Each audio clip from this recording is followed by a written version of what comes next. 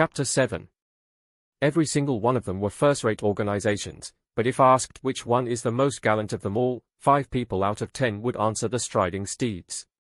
That Striding Steeds division leader Karun Zeekhart, who was also the second son of Lord Glenn, tutted with a frown.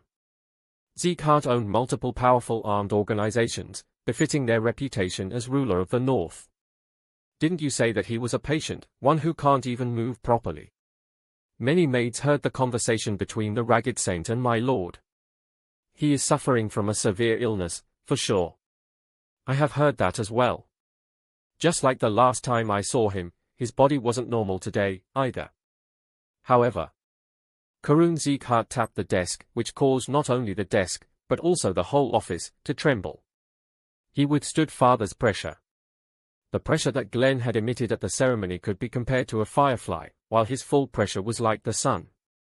However, a 12-year-old, and a sickly one at that, managed to withstand it. It was an unbelievable sight, despite seeing it with his own eyes. Would Baron have been able to withstand it? There was no response, as Karun seemed to be talking to himself. No, he wouldn't.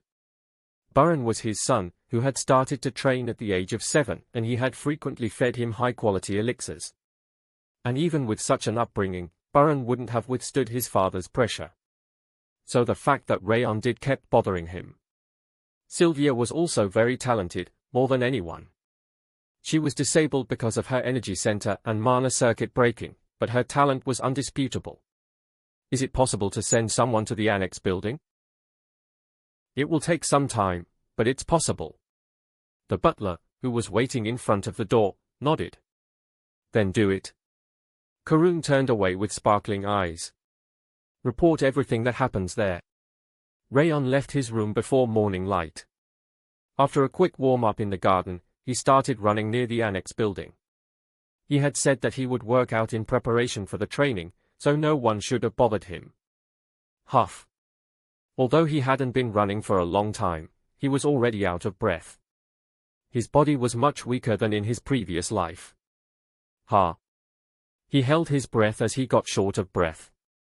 He handled the ring of fire while focusing on the simple action of inhaling through his nose and exhaling through his mouth.